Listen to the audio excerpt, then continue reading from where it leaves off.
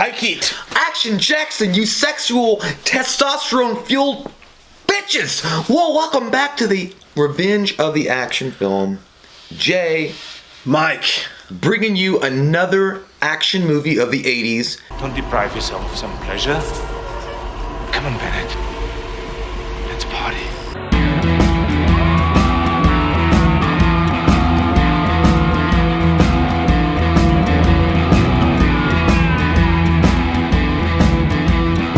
Commando is a 1985 pure-blooded American action film starring the purest male specimen to ever exist on the planet, Arnold fucking Schwarzenegger. In the film, Arnold's character John Matrix is a retired Special Forces colonel who eats green berets for breakfast and lives on a mountaintop with his daughter and Chucky cosplayer Alyssa Milano, doing ultimate dad and daughter stuff until his old friend General Major Franklin Kirby drops by to let him know someone's killing off his old unit Weapon X style. Snickety, snoring. The general, however, accidentally leads a team of assassins right to John, where they kidnap his daughter and threaten to kill her unless he performs murder on the president of a small country. Instead, Matrix leads the ultimate revenge tour and kills everything that fucking moves!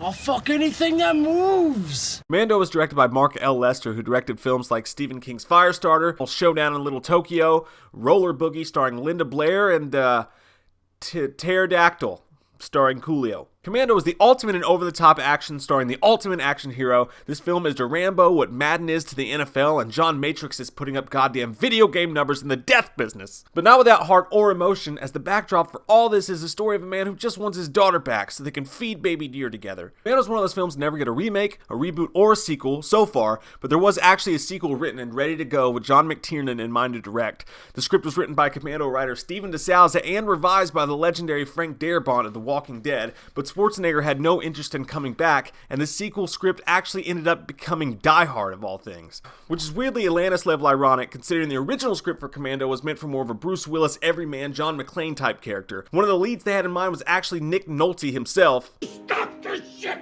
you godless son of a... Not that Nick Nolte, 48 Hours version Nick Nolte. It wasn't until Schwarzenegger actually became a possibility that the character for Commando turned into the unstoppable killing machine we know as John Matrix, and at one point, one of the writers, DC's Jeff Loeb, actually had Gene Simmons in mind for the role of John Matrix. He has a big tongue. And finally, Arnold's body count in this film is over 80 people. Yeah, but they were all bad.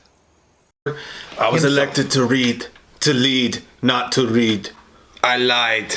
But anyhow, Commando is the film that we're going to be talking about today, and what the fuck are we waiting for? Let's get into that bitch. Jesus. I mean, how well do you look? I mean, you're going to put a flak jacket on with some camo, or like some just army pants, and have grenades, some AK-47s, like rocket launcher, so sexual, a Bowie knife.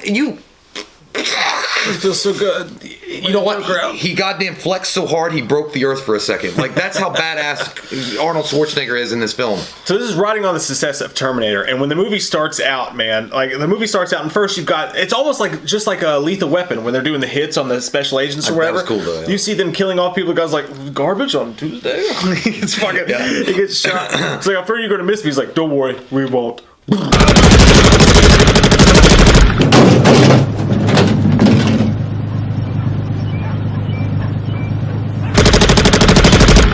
He was the one that was in Predator. He goes, anytime. Yeah, Bill Duke, man. It's fucking, and that guy's amazing, and he's in this as a bad guy. He's still going too. He was just in Mandy, the Nicolas Cage. I love that guy. Yeah, he's a cool guy. So, you know, basically, yeah. So everybody's tracking down the former associates of Arnold Schwarzenegger in this, and who's John Matrix. I'm, by the way, a fucking badass name, Colonel Matrix. I mean, can you get better than that? I don't think so, Jack. But yeah, it's John Matrix, it's Colonel Matrix. He used to have an elite special forces team. The bad guys that they helped put away and they did assassination missions for, they all, or one particular group has gotten up their buttholes that they didn't like that, and they're on a rampage killing all the former members of this special forces team. Go ahead, start it up. Listen to that. That's power. That's performance. You know what I like best? What's that? The price. Hey! Wait a minute! You can't drive that car here! Like, I like Cadillacs. He's like, well, you're gonna love this one, buddy. And it's that perfect asshole car salesman. Which it's also a little bit, if you think about it, it's hard to imagine that a special forces unit member that was on John Matrix's team is that douchey and like now just like works at a car dealership. Yeah, it's like, well, he must have been the radio tech specialist.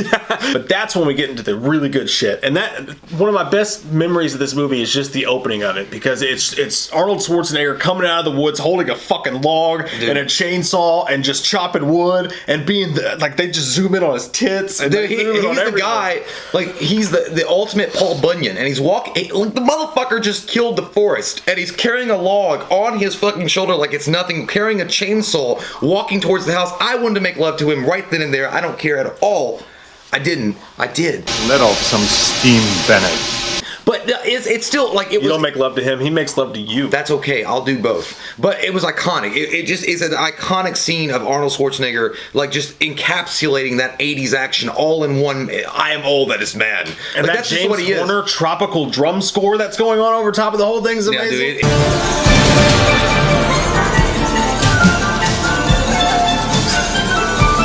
Hearing somebody like sneaking up on him, and it turns out to be Alyssa Milano, like his daughter, and they have like this nice little relationship, and it's really quick, it's really easy, but it's quick to.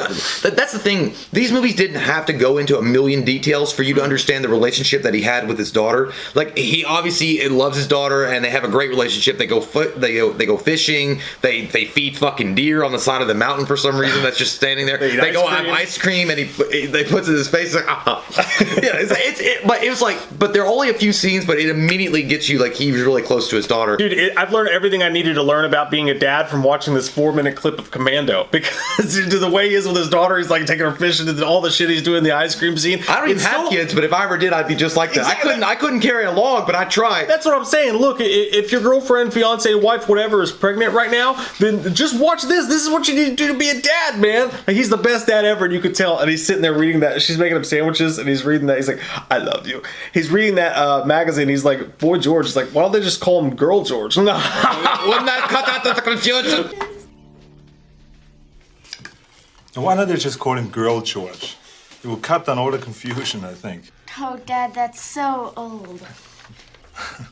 And that's what Arnold Schwarzenegger said about this movie when the writers sat down to tell him about this movie, because he was coming off of Terminator, his career was really starting to take off, and they had to talk Arnold Schwarzenegger into this. He was immediately on board, because he said I actually get to play a human being in plain clothes who's a dad. I actually get to play a human being and not a robot or not some larger than life thing, and that's what hooked him on immediately. And honestly, I think that's what hooked the audience on first too. Yeah, he could cover up his fucking junk, and he didn't have to wear a loincloth being Conan, even though those movies are badass, and we'll get into those. We're gonna come for. We'll fucking do it. We're coming. Don't you fucking question it, cause we fucking do. You're gonna die, Al. Woo. What you find out is the general tells him about what's been going on, and he's basically telling John Matrix, "We need you back," and John Matrix is like, "No way." And then he's like, "Well, no chance." But it reminded me of a Colonel Troutman, John Rambo kind of thing, and it was cool to see that. But it was Arnold's spin on it. What eventually happens is, by the way, those two army dudes are the worst fucking ever. They're like literally out of the pack of GI Joes that break apart right when you put them on. They're like, oh, the leg fell off. Yeah, because he's like, they're the best. They're not as good as you, but they're the best. And then literally 5 seconds later, this guy like shoots him up, and he's like, well, what the fuck? But I love it, dude, because Arnold Schwarzenegger smelled him.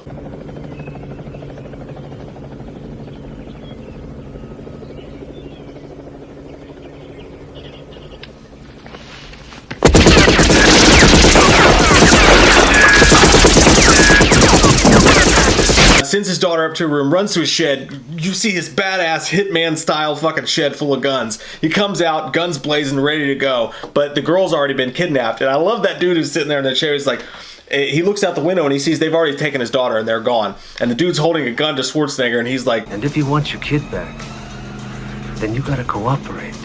Right? Wrong. After he blows that guy's brains out, and he's like, I don't need you. And he like takes his Bronco, and it's been ripped apart, and he takes it without fucking brakes, pushes that bitch He-Man style, and gets it going down a hill so he could like cut their escape off, that the bad guys that have kidnapped his daughter. and he doesn't even have brakes, and this guy is literally going on a Bon Jovi, we're halfway there song, and it doesn't matter because he, you know, and even the bad guy's like, that crazy motherfucker, and he's like, he doesn't have any brakes. You can tell even Matrix was scared because he's rolling down that hill and he can't stop, and he's like, oh fuck. You can see it, it's but working his face. Again, I mean, obviously it's so out there, it's so cheesy, you know, that's not going to be a real, like, even close to a reality thing, but it was fucking Arnold. But if somebody kidnaps your kid, man, that's what you got to do. He didn't even stop to think when they ripped out his engine or whatever. He's like, he didn't even think for a second. He was like, I'm gonna push this bitch off the hill and I'm just gonna ride it down with maybe no I should have plan. got brake pads. No plan whatsoever. And then obviously he crashes, and it's a really well filmed action scene. Actually, he crashes, he gets up, beats a couple dudes' asses, but eventually this is when you get introduced finally to the real Bennett, Vernon Wells. Who Vernon Wells is a great fucking villain in this movie. He's all straight. He's like, John, I'll see you later, John. He's very sexual too. Like the way I feel like there was underlying sexuality that he wanted. He wanted to kill him and fuck him at the same time. I don't know if it was going to be in that order. Bennett, I thought you were Dead? You thought wrong. Ever since you had me thrown out of your unit, I've waited to pay you back. Do you know what today is, Matrix? Payday. He reminds me of a jacked Freddie Mercury with that big ass porn stash and just this overlying sexual tones to him. And he's wearing your fireplace skirt. Dude, I thought that looked like a fucking leftover thing from Cher from '88. Like, well, I wish I could turn back time. Like, why do you? Like, but you know what? He didn't care, and he tucked it in, by the way. Like, so he had this thing on, and it was tucked in. You could see his gut kind of hanging over, but he didn't give a shit. Well, it's funny. They hired another actor to play that role, and the director fired him on the first day and hired Vernon Wells. So the suit didn't fit that well, so we had to just like squeeze into whatever. it. It worked out. So he is very menacing, and he's very about the idea that he likes to have one over on John Matrix, because John Matrix threw him out of his unit back in the day. His You like unit. to kill too much. Unit. But he threw him out, because he got off on killing. Now he wanted him to go to the same country. You're going to return to Valverde, and you are going to kill the president that you helped to overthrow me. Why don't you have Bennett do it? Sounds like something he would get off on. John is like, fuck you. Fuck you. And then... Fuck you. Bennett holds up the knife to his daughter's throat, and he's like, if you don't do this, she's dead for sure. You bastards. Oh, you bastards. Vernon Wells plays that part of the psychopathic killer really well, because it's not just, it reminded me a lot also of Dolph Lundgren in Universal Soldier, or any other film where the antagonist is like just obsessed with death. Even Marlon Brando in oh my god, what the fuck was that movie with Martin Sheen? Apocalypse Now. Apocalypse Now, that was obsessed with death and just really got off on it. I mean, obviously Marlon Brando was in a different category altogether than Dolph Lundgren and him, but the idea is the fact that he gets a fucking rock hard, giant chubby when he kills people. I don't need no gun! I'm gonna kill you now! And it makes him psychopathic, and it's scary to see it. Like, he's like, I'm Australian! Like, you know, it's... You're gonna die, John! Yeah, it's cool though, man. Like, I mean, it was a cool character. It really, I mean, the guy played it so fucking well. Yeah. And so under that, John Matrix has to do what they say to do, obviously, and he gets hooked up with they send Sully and I don't know, the Pimp Daddy Jones. I don't know that fucking guy's name, but he looked like Pimp Daddy Jones with the fucking donut head and everything, with the fucking fly ass goddamn butterfly collared shirt and a suit from 1978. He didn't give a shit. Whoa, Jack, where'd you get the threads? Enriquez will stay with you. Make sure you get off. I don't hear from either one of them. She's dead. He's gonna go first class, and he's gonna go to that country, and he's gonna kill that guy, and he has what 12 hours to do it, because John Matrix is smart and he times how long it's gonna take to get there, and then they'll let his daughter go, which you all know that's bullshit. Even when you're young, you're like, I don't need a magic crystal ball. You're lying, sir, and I hope Arnold comes back and terminates you. That was such a great scene, man. That was such an amazing scene, because they're sitting on the plane and he's fucked. He has no choice. They put the one dude, Pimp Daddy James, as you said, next to him, and then the little asshole who, like, you can tell kicks dogs, and it's the little prick that looks like he worked in a dentist office in the 80s. He was nasty too, because he was like, he gave him a tip and he was like, here, buy some drinks. He's like, so we can have more time with your daughter. You're a funny guy, Sully. I like you. That's why I'm going to kill you last. But it was perfect the way he did it, because they sit down in the airplane and he's reaching up to do something with a shoe, elbows the dude in the face, kills him instantly, or he grabs his neck, breaks his neck instantly without anybody on the plane noticing. He got some pimp juice on him. When the stewardess walks around, he's like, "Don't disturb my friend. He's dead tired." But dude, what comes next was so fucking fascinating to me. Everybody talks, Tom Cruise in Mission Impossible, where he rides on the side of the airplane, is amazing because he actually did that. But this scene is right up there with it. I don't care if it was stunt actors or what. Schwarzenegger gets up he puts the blanket over the dead guy. He gets up because he knows he can't go to this plane. He can't go to this country. He's got to get off this plane somehow. That's taking off. I've got to save my daughter. Save his daughter. And the stewardess stops him. She's like, "Sir, please be in your seat." He's like, "I'm sick." And she's like, "Okay." He just moves himself. He goes down to the bottom of the plane, rips the fucking wall out of the plane. I like how he looked at with the Doberman barking. He's like, he was so scared, dude. No, That's the only time he wasn't scared, dude. He did the fucking he's like, he backed up though. He's like.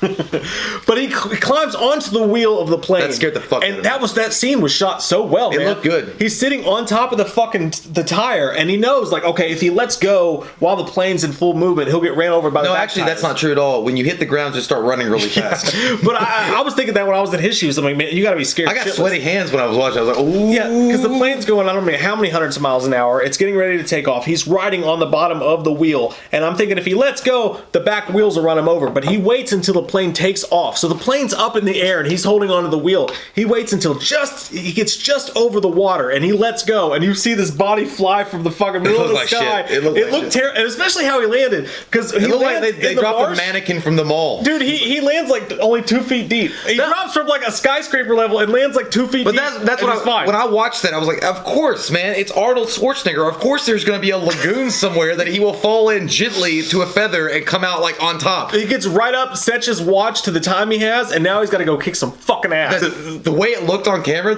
he dropped from 1,000,000 feet away. Dude, he'd been dead on impact. It was like they dropped that motherfucker from a hot air balloon. He'd been dead on impact. Dude, when he hit the fucking water, he would have been more squished than fucking goddamn Rosie O'Donnell's sense of humor. But you believe it because it's Arnold. You know? And that was fine. And I was like, yeah, man. And then we were like, now we're in business. Because once that happens... Then he goes John Wick shit. It's fucking ready to go. So he gets back to the hotel, and you actually feel the time crunch in this. Because if he can't catch up to Sully in time, and Sully's gone, he has no lead back to where his daughter is. So he hitches a couple rides. He gets right back to the hotel. He finds Sully. Sully!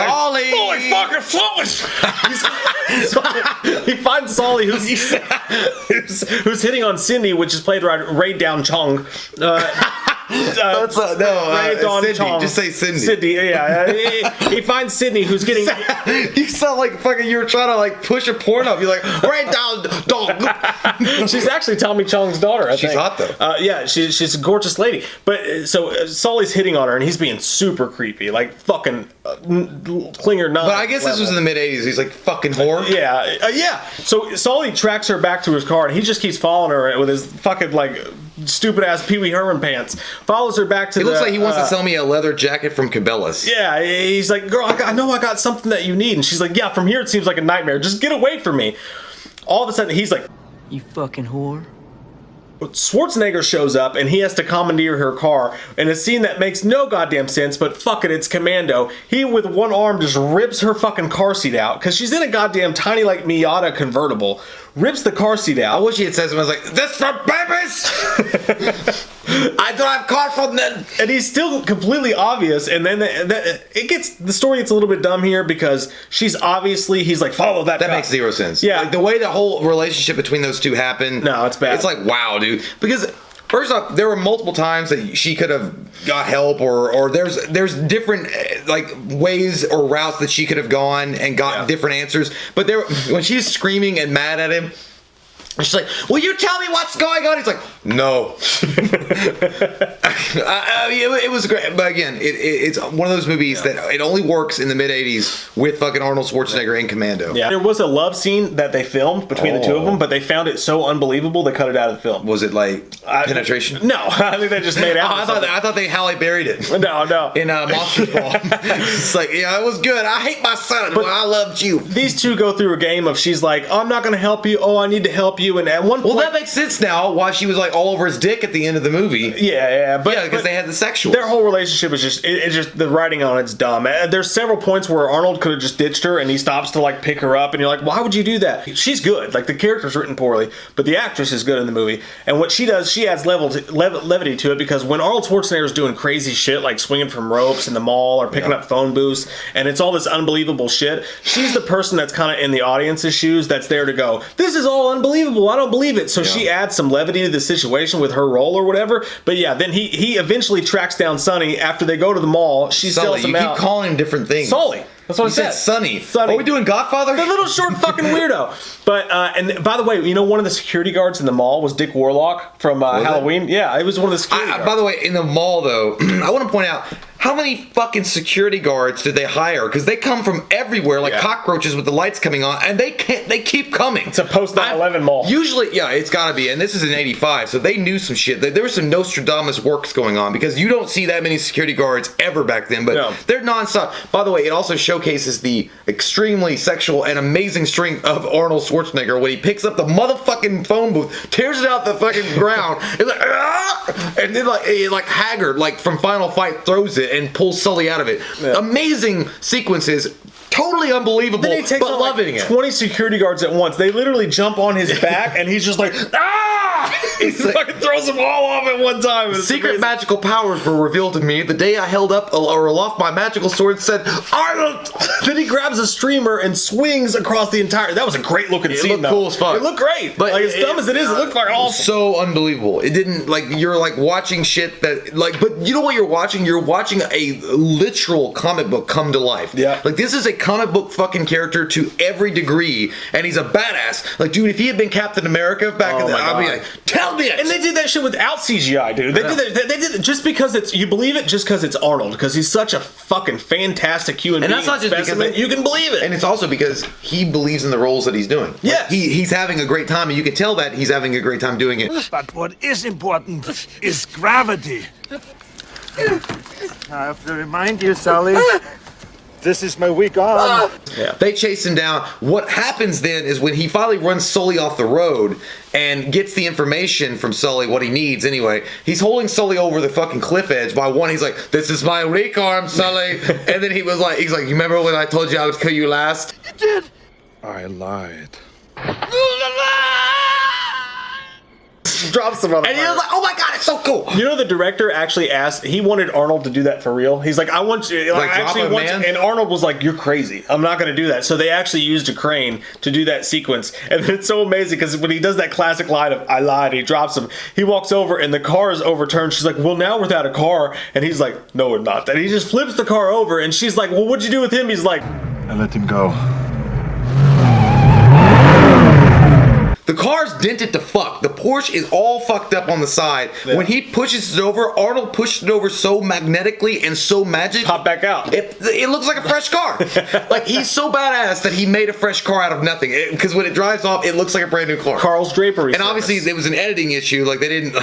it was a fresh car. But either way, that scene comes up. What they do is they wind up tracking down the other killer that he was supposed to meet at a motel, which was the guy from Predator. I can't remember his name. Cook.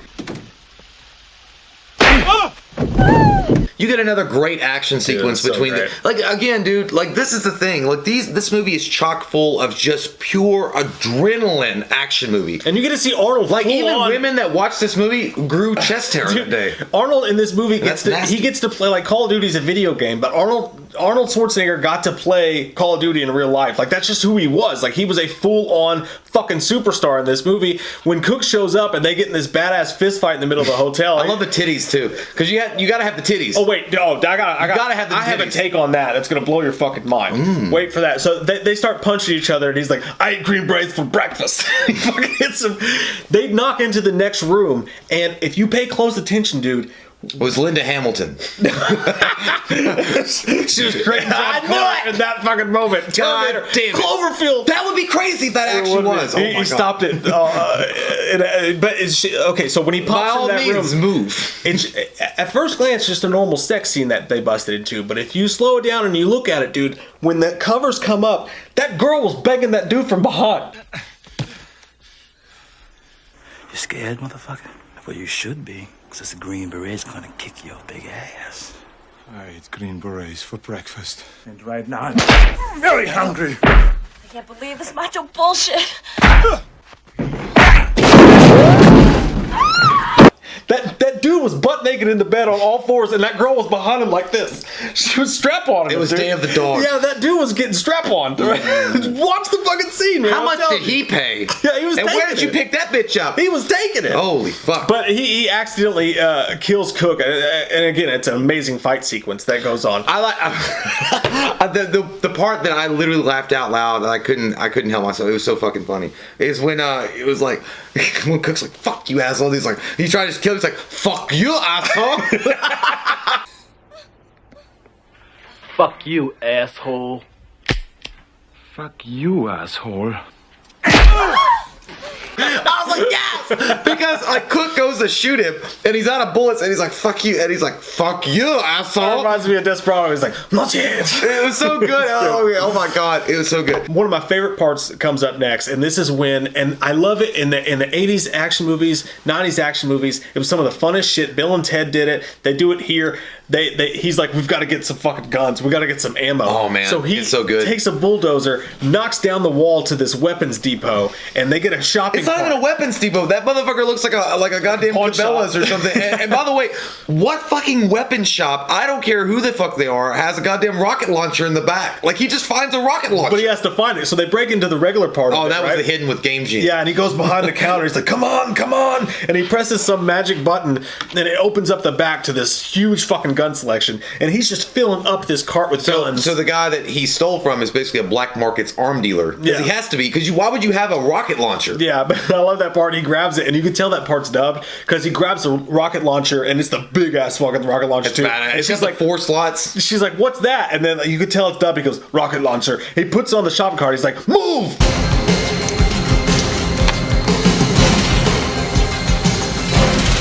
What's that? Rocket launcher. Go! And then this part's done. Add the shopping cart. Yeah, I love that scene, dude. Like just the him stocking up. Stocking up on ammo, so fucking cool. And you know what it reminds me of is like when he had it. Like he's already badass enough, and now you're gonna give him a rocket launcher too. Like that accessory is sold separately because of how awesome it is. It reminds me of Day Day from Resident Evil Part 2 when he's like, "That motherfucker got a rocket launcher."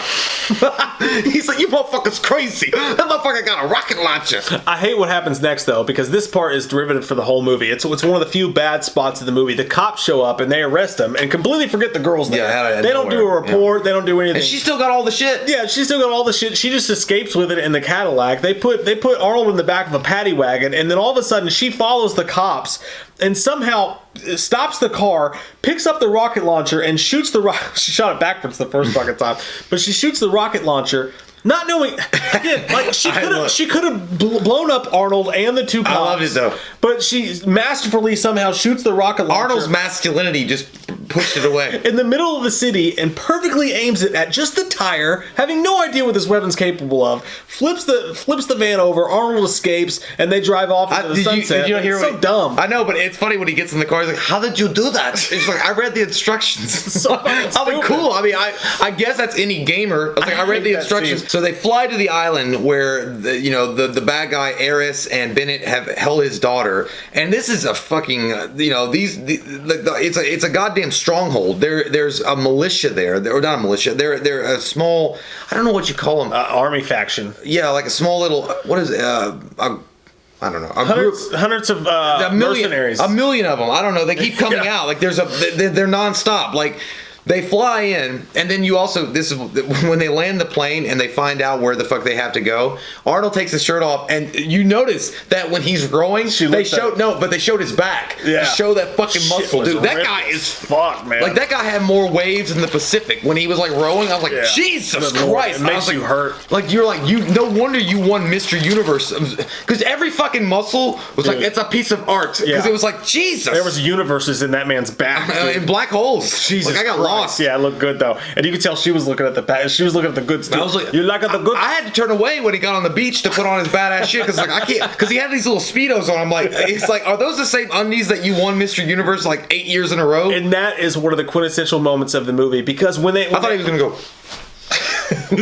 when they marketed this fucking movie, man, all they showed was Arnold in the commando ship with the grenades. He looked badass. And the badass look. That's all they showed. So a lot of the audience, when they first watched the movie, were actually disappointed because he was in plain clothes and running around as a normal person, and they wanted to get to the commando shit. Oh, dude. Because the way it was marketed. But when it happened. When it fucking happens, dude. He walks out, and you remember Sam Raimi, the way he does the shots in Evil Dead when he's like grabbing the chainsaw and like zooms in on each moment. They do that with the fucking badass, the tropical action music playing, and he puts the shotgun shells in, he puts the grenades on, he puts the fucking shit on his face, and he just comes out of the water like a fucking sea beast. Dude, two things. One, that's when you get like the Super Soaker 5000 and nobody in your neighborhood has it, and you're fucking loading that motherfucker up, you're like, and you know you're gonna whoop smash. And two, I think it's what Joel Schumacher's thirsty fucking thing for Batman Forever when he was showing the con pieces. He produced this. So. Yeah, there you go. That's what it was. Like he shows that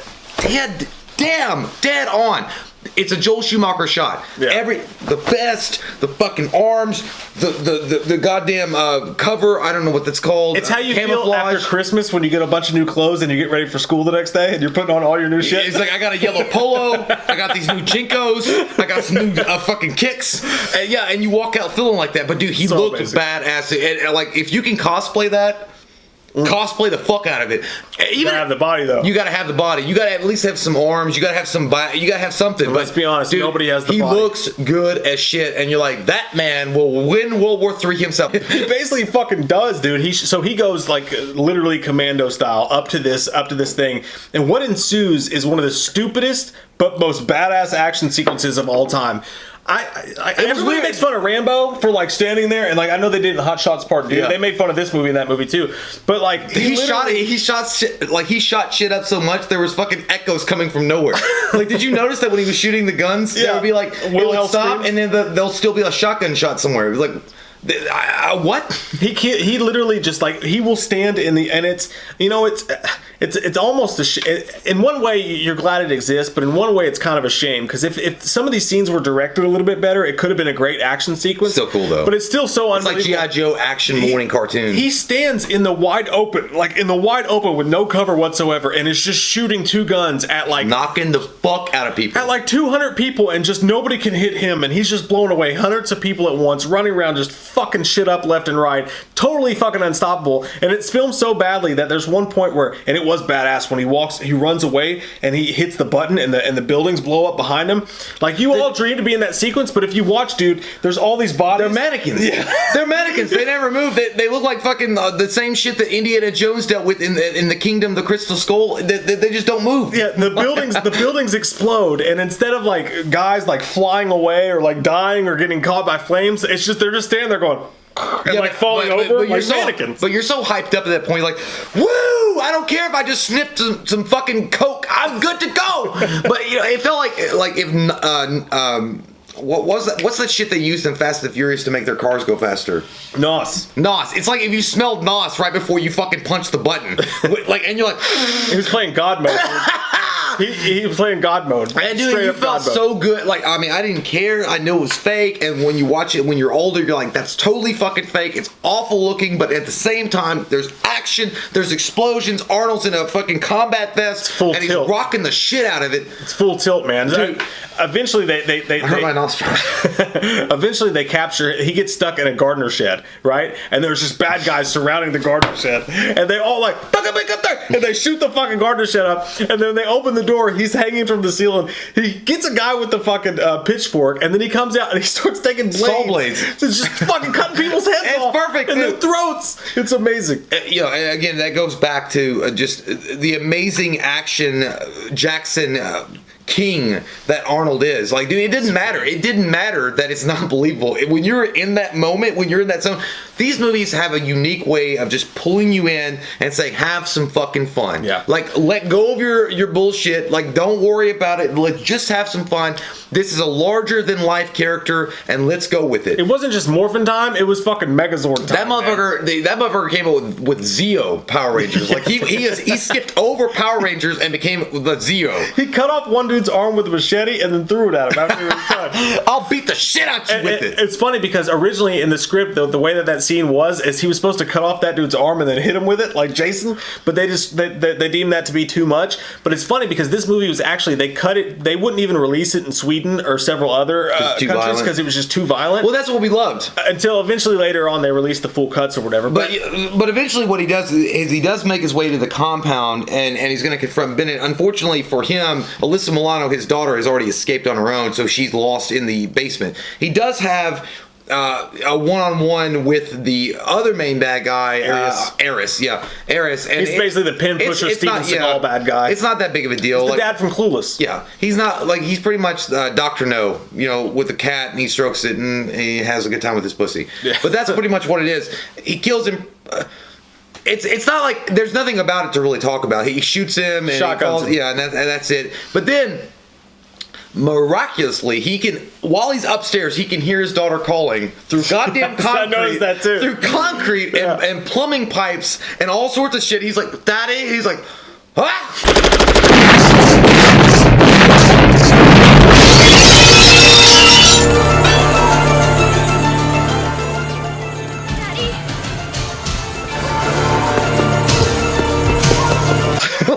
he's like, I'm coming for you. At this point, he's shirtless. All the guns have been stripped from him, and he's just fucking running full on commando. So I keep saying that, but it was a perfect name for the fucking movie. But he meets Vernon Wells, and he meets Bennett one-on-one. This is when you get sexual. Bennett shoots him in the arm, and it's deeply sexual. Yeah, that's the first thing. He was like, it's like almost Arnold was seducing him. He was like, come on, Bennett. Yeah. You know you can take me, Bennett. You want to fight me without my shirt on. You want to touch my nipple. It's me that you want. I have only one arm. You can beat me. Come on, Bennett. Throw away that chicken shit gun. I just want to pull a trigger, put a knife in me, and look me in the eye, and see what's going on in there when you turn it. And Bennett's like, I don't need a gun. I don't need this, John. I don't need it. And he's like, I don't need this girl. I don't need this shirt. Get my butter and let's get greased up. That's what you want to do, right? I'm gonna kill you, John. Come on, let the girl go. It's between you and me. It was a very sexual thing. Like, I don't know what it is. Like, watching it later on, like when I first watched it, I didn't get the sexual connotations, or I don't know if that was on purpose, or if that was played down, or if that was just maybe we're imagining it. But it feels like Bennett is very sexually charged to kill John Matrix by himself and do it in a slow way with the knife. He's like, I'm gonna pump my dick while I fucking kill. And Matrix knows it, dude, because he even says, he's like, come on, Bennett. He's like, you don't want to shoot me. He's like, you want to feel the knife go inside me and twist her, or whatever it was that he said there. And he's like, come on, Bennett, let's party. I can beat you. I don't need the girl. I don't need the girl! I don't need the gun, John. I can beat you. I don't need no gun! I'm gonna kill you now! And then you get that high-ass fucking Prince screams like, you're gonna die now! And he's like, fucking runs at him, and then you have this like awful scene. Basically what you have is Mr. Universe 8-time or 7-time Mr. Universe fighting Freddie Mercury. Bullshit!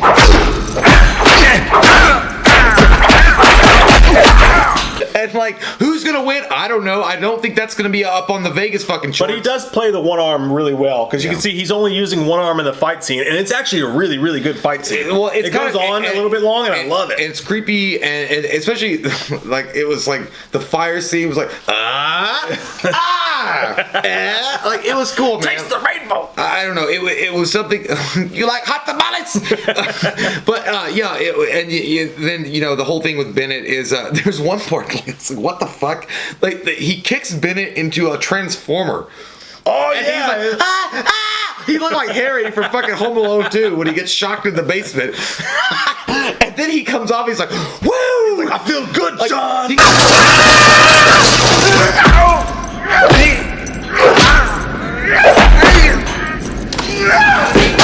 John, I feel good! He comes on like fucking Ric Flair with his boa, and he's fucking ready to do work. It's like that motherfucker just like monstered his asshole, and he's ready to do more work. He reminds me of the dude from Tango and Cash that they get in the fight in the laundry room scene. He's like, this guy broke my jaw in 2 places. Yeah, the big giant fucking guy. that big dude. But just into it. But the thing is, it's like you literally just got electrocuted on a transformer, and instead of you being like, that really fucking hurt, I might need some medical attention, you're like, Coca-Cola Zero. He literally says it. He's like, I feel good, John. I mean, I was like, damn, I never knew that just like walking into power lines and shit would give you that kind of fucking juice. Charge. I've been drinking Mountain Dew all day. It's fucking showing. I bet that thing was sponsored by Mountain Dew, you sons of bitches that hide. But that one scene too was overly sexual too. He's like, I'm not gonna shoot you between the eyes, John. I'm gonna shoot you between the balls. John, I'm not gonna shoot you between the eyes. I'm gonna shoot you between the balls. Yeah, that was weird. That's what you want. And then then ultimately what happens is Arnold throws like a fucking pipe and throws it right through his chest. He's like, let off some steam, Bennett. One of the greatest one-liners of all time. And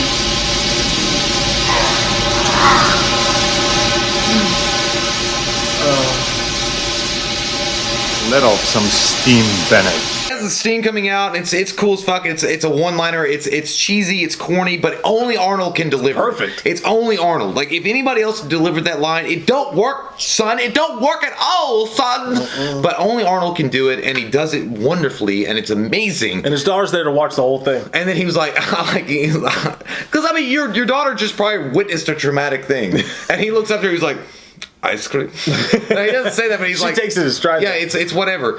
They walk off into the sunset together. The general lands. He's like, did you leave us anything? He's like, bodies. and he's like, until next time. He's like, not a chance. No chance. And then then that badass song's like, someone. I don't know the word. And then the plane takes off. And then that's it. But dude, I mean, what can you say except fucking badass? Legendary. It's fireworks. It's dynamite. It's AC/DC rolled in and says, fuck you, Metallica. Let's all have a togetherness. Like AC/DC, Metallica, everything. Megadeth. Yeah. Like, dude, it's the quintessential.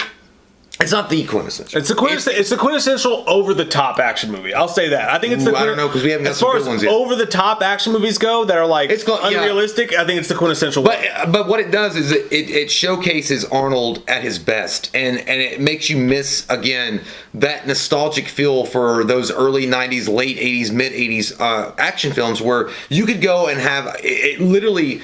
The very definition of a popcorn film, having fun with your friends, watching over-the-top action films, like you said, and not giving a shit that it makes sense. Or that the story is like more just, if it's not one-dimensional, I need it more. It's like, no, you didn't. You had a great time, and now you're going to go drink and work out at the gym because you want to look like Arnold. It's the best of both worlds, dude, because you have a hero, and this is the thing about Schwarzenegger versus like Rambo or Seagal versus Jean-Claude Van Damme. This is one of those few movies that walks the middle line to where the hero he is unstoppable and Terminator-esque, right? Yeah. And larger than life, but he's also that Jean-Claude Van Damme human being, that John Rambo human being character. It's one of those few movies that melds the two together. And even though it's over the top and crazy, it's one of my absolute favorite action movies of all time, dude. I give it a 9 out of 10, and the only reason I don't give it a full-on 10 is because some of the stuff in it is dumb. Yeah. There is dumb stuff. The stuff with the girl and stuff. Some of the stuff that doesn't make sense or whatever. And mainly because I'll say this. and correct me if I'm wrong here, but if anyone other than Arnold Schwarzenegger, maybe Rambo or maybe Stallone or whatever, but for the most part, dude, if almost anyone on Earth other than Arnold Schwarzenegger is in this movie, the movie sucks. Yeah, I'm gonna give it a 9. I'll go with you for the same reasons. There's something about it that just it's so compacted with great nostalgic feels for that action stuff that you want and you need. Arnold being in it is what anchors it. Without Arnold, I'm not saying that Stallone couldn't have pulled it off, but I think that if you have Stallone in this role, he did Cobra. It would have been way serious. He would have been trying too hard, I think, in some ways to make it more legitimate than it needs to be. Yeah. Arnold's always had a unique ability about him, even back in the day, and now, like, he's never taken himself seriously. Like, he enjoys doing these roles. Like, he enjoys being a larger-than-life action hero and rejoices in it. And you can see the joy that he has when he does these roles. Like, he just really fucking gets into it. And he's really happy. Like, he's done serious movies before. Like, he did End of Days, which is a great fucking action movie, which one we'll get to eventually. But End of Days, it's more of a serious take on action films, or as far as, like, his character is concerned. But in this one, he's like, man, let's go all the way. Like, I'm gonna take my Conan the Barbarian shit. I'm gonna mix it with Terminator and put some fucking New Kids on the Block in my background and let's have a great time. Yeah, dude, it's a 9.0. Like, I mean, come on. Like, anybody that knows that when you grew up in the 80s, if you were like 15 or 16 or 17 years old, you would watch Commando and want that fucking poster on your wall, and you would be quoting that goddamn movie and watching it religiously from Blockbuster every weekend. Like, it's just the truth. It's great fucking times, man. And you'll eat a hot tamale, and you'll have some popcorn, and you'll chuck some soda while you're watching it, and maybe bang a girl one day. Goddamn straight. One of the greatest action movies of all time, Commando. Thank you guys for hanging out with us and for embracing the new channel that is Revenge of the Action Movie. It's a fun time, guys. And until next time, let off some steam, Bennett.